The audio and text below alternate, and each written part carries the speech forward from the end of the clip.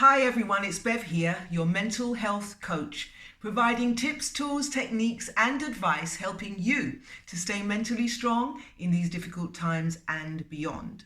The topic for this video is breaking the imposter syndrome. Now, if you've never heard of this syndrome, I'm going to tell you what it is, how it manifests itself. We're going to do a quick test, and then I'm going to leave you with some pointers as to what you can do if you suspect that you suffer from imposter syndrome. So, what is the imposter syndrome? Simply put, it is a feeling. It is not a mental illness. It is nothing to do with a mental health condition. Although, if you allow it to continue unchallenged, it will do damage to your stress levels and it will do damage to your self-esteem. It is a feeling, as I said, that you think that everybody else has got it together, but you haven't. It is a feeling whereby you doubt your accomplishments, your skills, and your talents. Now, this may have stemmed from your past life. So, for example, if you were only given recognition in your childhood for super achievement, getting the A star, then you are going to feel that that's normal. That's what everybody else does. It isn't. It isn't what everybody else does. It could be that in your childhood you were bullied, right? So you had to maybe work harder to be recognized or to fit in to the in crowd. You may have had to be more humorous or kinder or go out of your way to be or do something that wasn't comfortable for you just to be part of the crowd. Now, this imposter syndrome, which was recognized by a psychologist called Pauline Rose Clance in 1978, suggests that it's more common than you think. I know that I have had a pang of imposter syndrome from time to time. Indeed, there was one conference that I was asked to speak at whereby the coordinator was introducing me, and she was talking about my accolades and the things that I'd done and achieved, and it really gave me a panic attack. I had to look around to see if anybody else was going to do my speech. If somebody else more accomplished had walked into the room, she could not possibly be talking about me, but indeed she was. And this is what I noted, that instead of thinking about how I was going to express myself and how I was going to give everybody a good time who had bothered to show up for the conference, I became self-conscious. I became small. I started thinking, oh, they don't want to hear that. They don't want to hear that story. So I diluted myself because of the imposter syndrome, and that's what happens. It does you no service at all.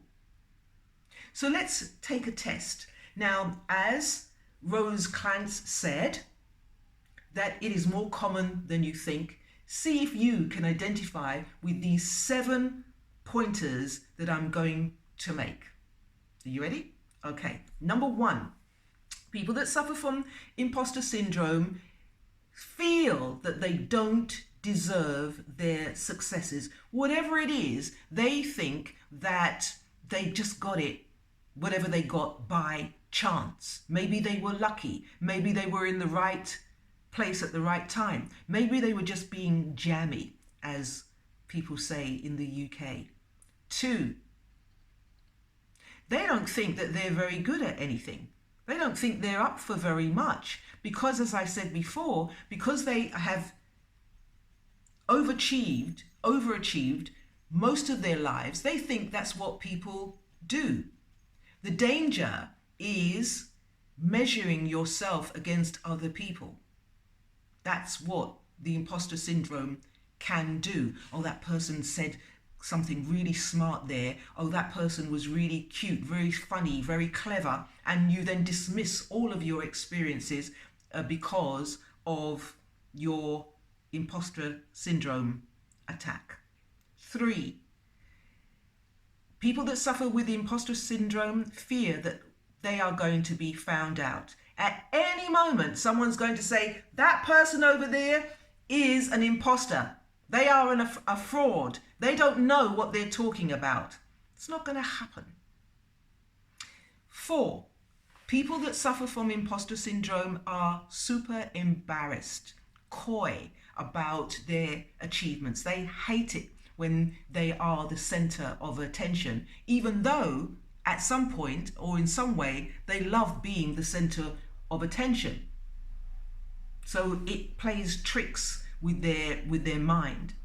Number 5, because of number 4 and feeling embarrassed, they play down their achievements. Oh, well, you know, as I said, they are lucky, they felt lucky, or somebody else helped them, gave them a leg up. They never say, yeah, I own up to all of those accomplishments, I own up to my talents. No, they don't say that. And, you know, it's good to be humble. It's really cool to be a humble person, to have your feet on the ground.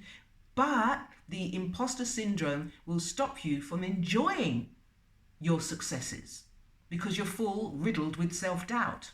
So they play themselves down.